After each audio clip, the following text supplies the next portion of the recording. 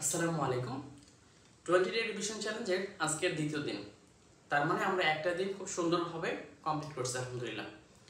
আমরা গতকাল বা ডে 1 এ যে টপিকগুলো বা যে অধ্যায়গুলো কমপ্লিট করার কথা ছিল আমরা সবাই হয়তো সবগুলো টপিক বা সবগুলো অধ্যায় কমপ্লিট করতে পারিনি। অনেকেই পারছি, অনেকেই পারি নাই। যার প্রভাব পড়ছে আমাদের পরীক্ষাতে। আমি অনেকেরই দেখলাম 30 মার্কের পরীক্ষায় হাইয়েস্ট মার্ক ছিল ভাই কত জানো? 20। ফিজিক্সে অনেক স্টুডেন্টই ভালো করছে, ফিজিক্সও ভালো করছে, বাংলাতেও ভালো করছে।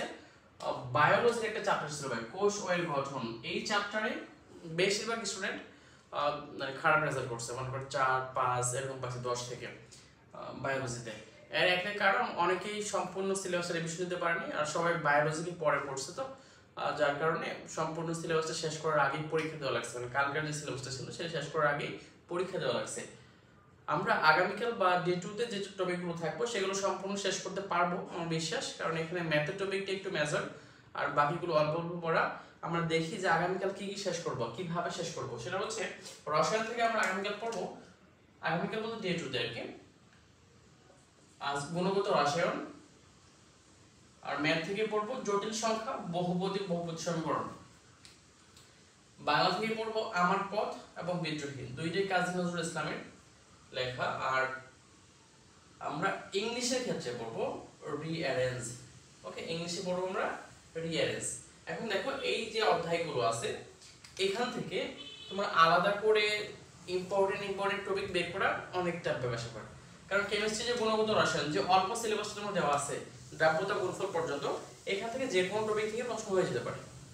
এই জন্য আলাদা করে স্পেসিফিক কোন টপিকের নাম আমি বললাম না।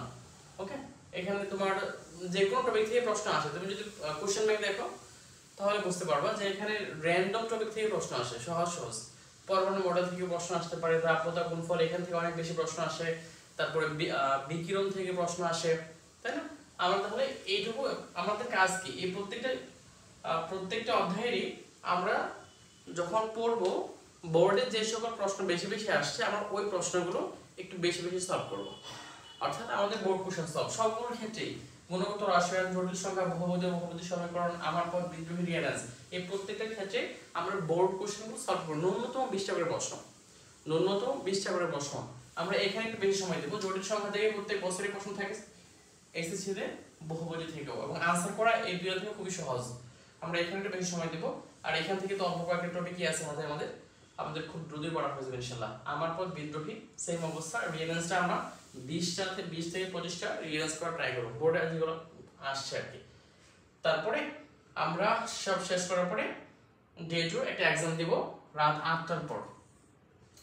এই আজকের যে ভিডিও আছে এই ভিডিওর ডেসক্রিপশনে আমি লিংকটা দিয়ে দেবো 8টার সময়। আমরা এখানে একটা এক্সাম দেব, 25 মার্ক থাকবে এমসিকিউ এর। আমরা চেষ্টা করবো এখানে সর্বোচ্চ মার্ক তোলার জন্য।